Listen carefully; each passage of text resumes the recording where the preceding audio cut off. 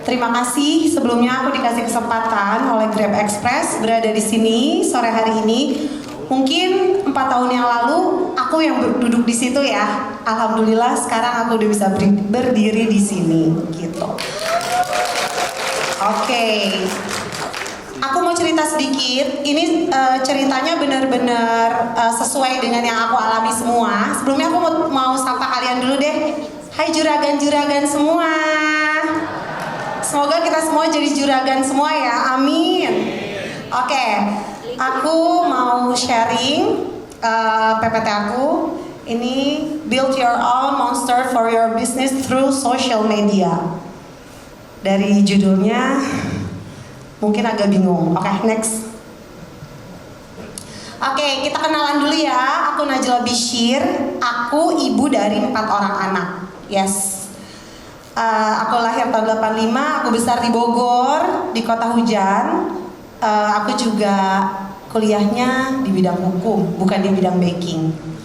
By the way, sebenarnya anak aku 3 sih. Satu lagi siapa ya kira-kira? Nah, ini anak yang setiap hari lagi aku urusin banget sampai sekarang, dan alhamdulillah sekarang anaknya udah punya adik. Nah, adiknya aku bawa juga kok nanti. Oke, next kita lihat. Oke, ini dia. Mungkin kalian sering lihat ini mungkin ya di sosial media kalian, di Instagram, TikTok ataupun di mana. Oke. Kita di sini pelopor dessert box nomor 1 di Indonesia. Awalnya tuh aku menjual cinnamon rolls. Waktu itu bener-bener dari hobi. Aku ibu rumah tangga, punya anak 3. Abis melahirkan anak 3 tuh aku bingung aku mau ngapain saat itu. Aku ngerasa hidup aku lagi kehilangan arah banget saat itu. Karena aku ngelihat teman-teman aku tuh sukses-sukses semua gitu. Sedangkan kebetulan aku nikah muda ya saat itu. Aku nikah umur 20 tahun. Jadi aku tuh ngerasa hidup aku saat itu hanya hamil melahirkan, ngurusin anak dan lain-lain. Tapi aku gak punya penghasilan gitu. Jadi aku pengen punya penghasilan tapi dari rumah gitu. Nah, secara akademis, jujur di Bogor itu aku termasuk anak yang akademisnya bagus, kompetitif. Kalau nggak ranking 1, aku bisa pas SD kalau nggak ranking 1 aku bisa nangis guling-guling. Aku cuma kalahnya tuh di Bogor dulu pas sekolah SD cuma di pelajaran bahasa Sunda. Yang lainnya semua aku sikat. Matematika semua. Oke, gitu. Ya secara ya mukanya begini ngomong bahasa Sunda nggak bisa, wajar lah ya gitu. Oke. Nah, ini awalnya dari hobi. Dari nenek aku waktu itu. Aku di Bogor tinggalnya sama nenek aku, dan nenek aku tipe perempuan yang memang jadi role model aku sampai sekarang. Dia itu menurut aku luar biasa hebat. Anaknya 12, bisnisnya jalan, dan anaknya semua bisa teratur, bisnisnya pun teratur. Nah, dari situ aku mikir, kenapa aku gak mulai usaha ya? Aku coba deh. Karena nenek aku tuh selalu mendidik aku sebagai perempuan itu harus punya skill. Karena kita nggak tahu kehidupan ke depan seperti apa. Kita nggak tahu nanti suami kita bagaimana, ataupun keuangan rumah tangga kita seperti apa. Jadi memang nenek aku tuh empower woman banget. Apalagi ke cucu-cucunya yang perempuan. Sebagai perempuan kita harus punya skill apapun itu. Nah, kebetulan aku dididiknya untuk bisa di dapur gitu. Harus ke dapur, harus bisa tahu ini, tahu itu, bantuin dia saat itu. Oke.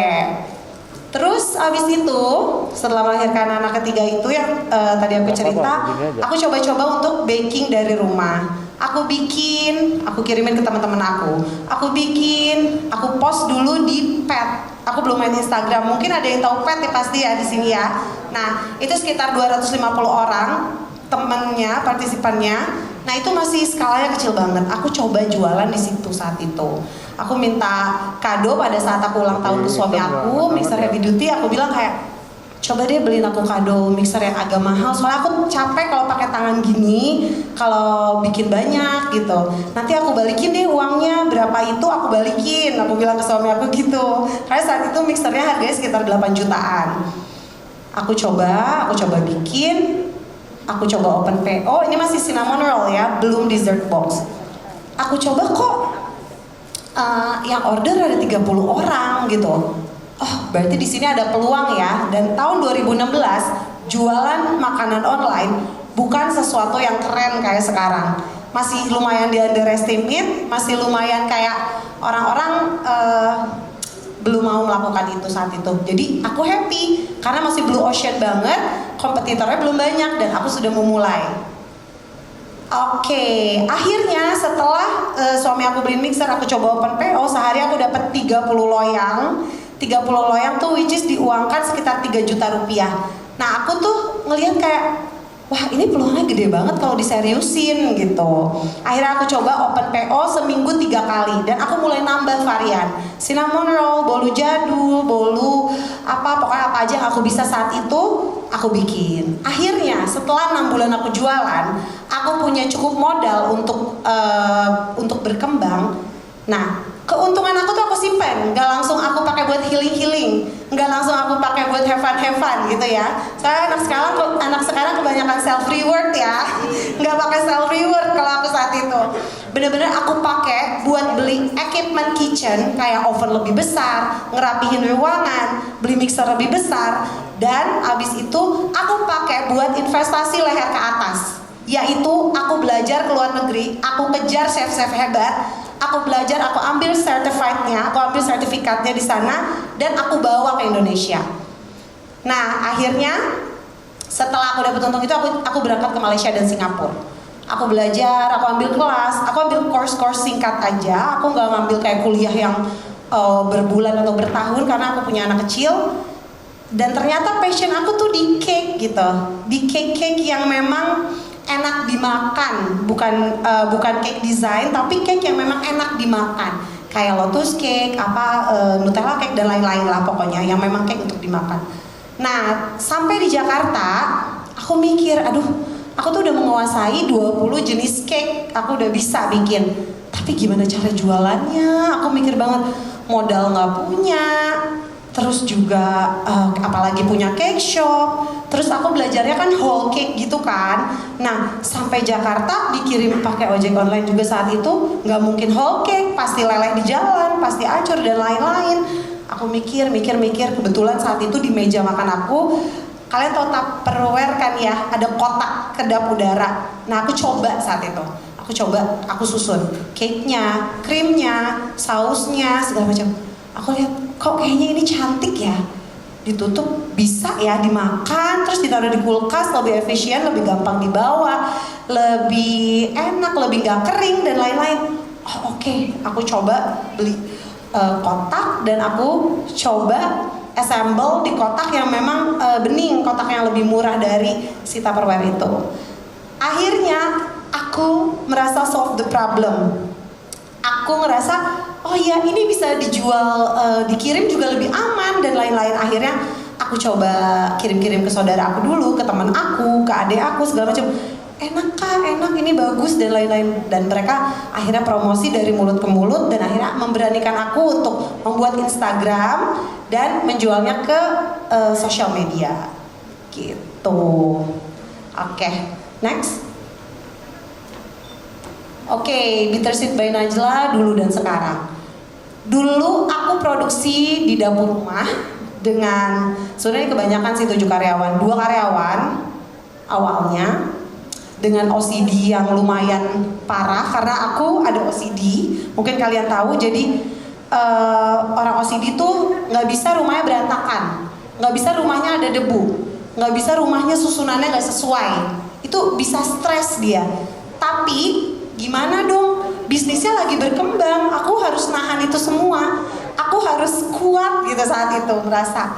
Terus juga nggak punya offline store, terus juga punya mimpi sih dari dulu, itu yang aku punya mimpi kolaborasi sama brand besar, brand terkenal. Kayak aduh, si brand Unyil ini punya mimpi kok nggak nanggung gitu ya. Kayak aku punya harapan saat itu kayak suatu saat pasti bisa kita kolaborasi sama brand-brand keren, karena kita ngelihat brand-brand lain bisa, pasti kita bisa.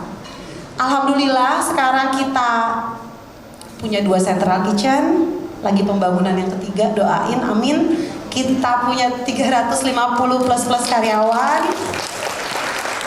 kita punya 35 outlet offline maupun online seperti Cloud Kitchen itu. Kita ada 40 reseller. collab dengan brand internasional dan menjadi brand yang dipercaya, handle World Tour Birthday Oreo yang ke-110. Jadi Bittersweet jadi wakil Indonesia untuk representatif brand Oreo ulang tahun di Indonesia tuh yang ulang tahunin Bittersweet gitu. Alhamdulillah. Oke, next. Have a clear business goal. Kenapa goal sama dengan navigator?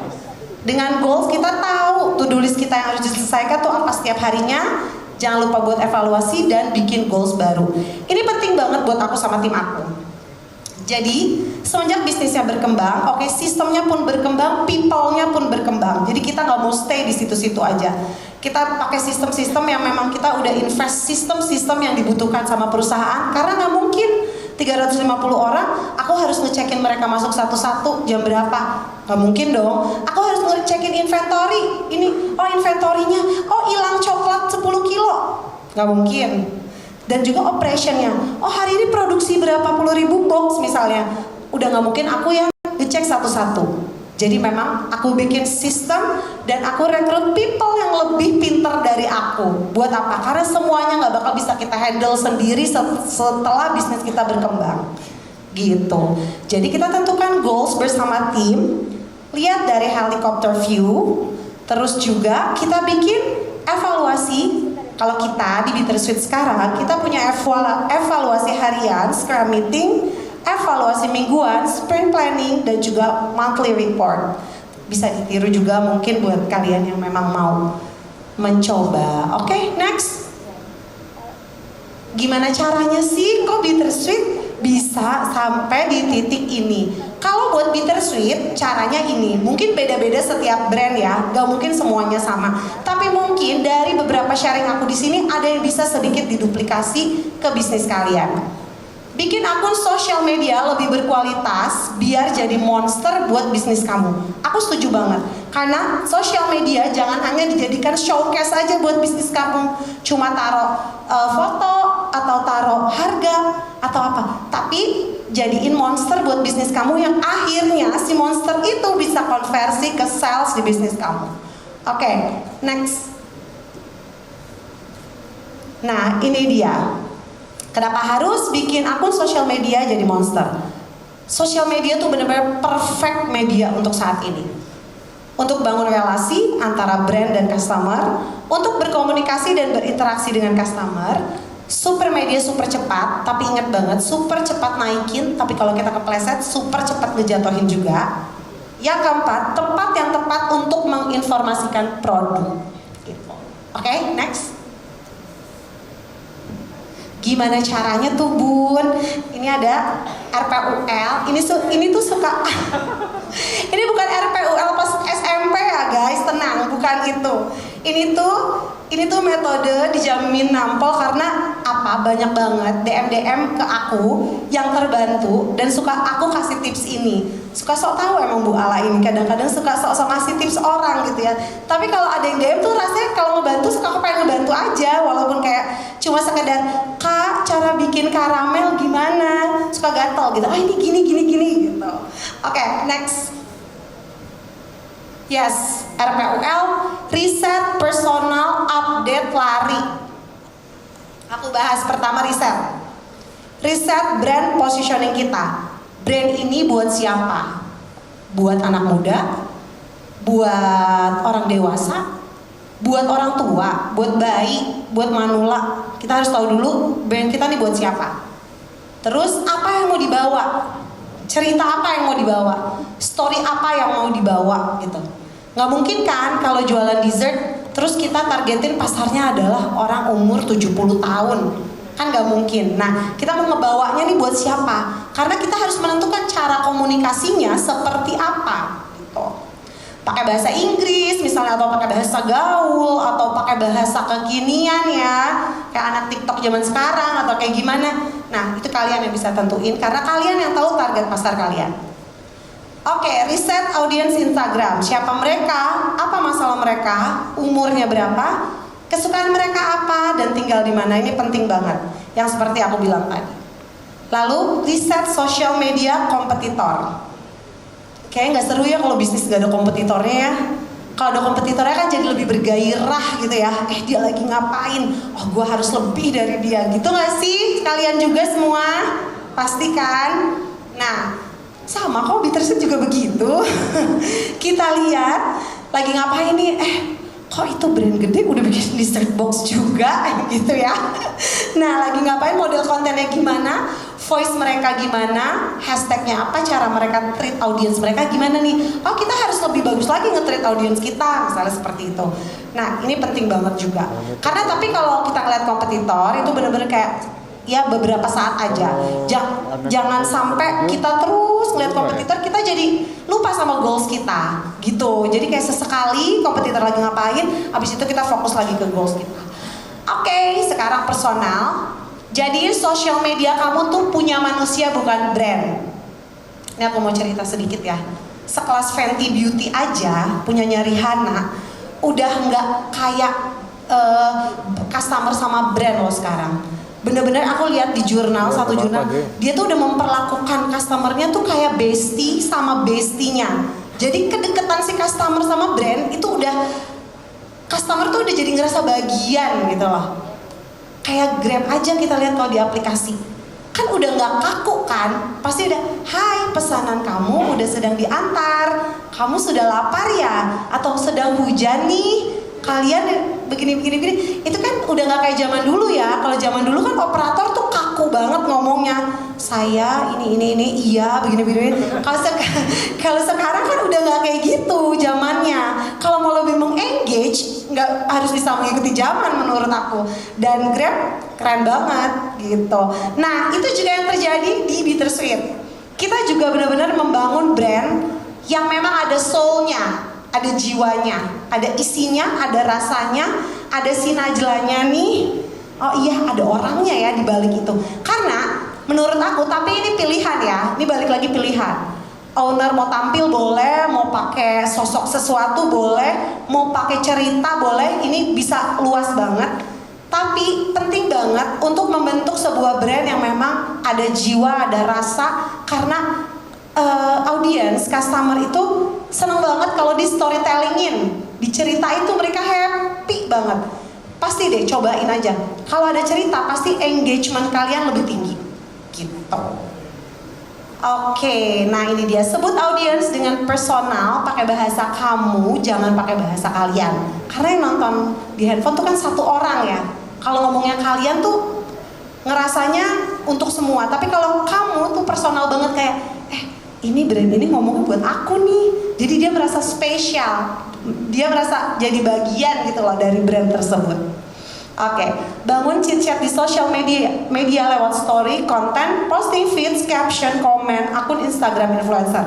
Banyak banget tools di social media yang bisa kamu manfaatkan untuk berinteraksi dengan audiens yang akan jadi customer kamu. Jadi manfaatkanlah. Oke, tentukan voice yang akan kita pakai.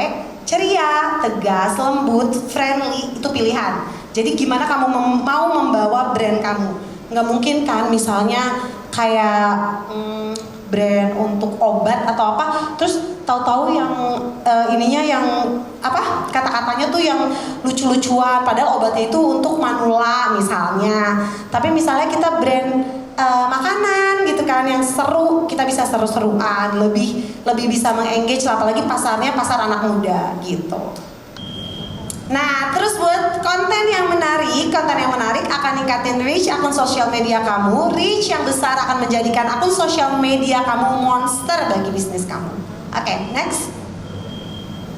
Nah, Grab Express sebagai partner bisnis, fitur multi-stop delivery memungkinkan pengusaha online dan UMKM untuk mengirimkan barang hingga ke 5 alamat sekaligus dalam satu pengantaran. Jadi kita sebagai pebisnis kita harus memanfaatkan apa saja yang bisa kita gunakan di bisnis kita. Seperti contohnya Grab Express ini yang digunakan oleh Bittersweet pastinya. Nah, fitur web booking juga memungkinkan pemesanan Grab Express lewat laptop atau PC untuk mengirimkan puluhan paket dalam satu pemesanan sekaligus. Sangat efisien kan? Nah, yang ketiga pasti ongkirnya flat. Via paket ongkir flat unlimited cuma 1.000. Ya ampun. Ini Grab nggak sedekah ya, 1.000 doang ya. Beneran loh, biaya pengiriman yang sama ke berbagai kota di Indonesia, tepuk tangan dulu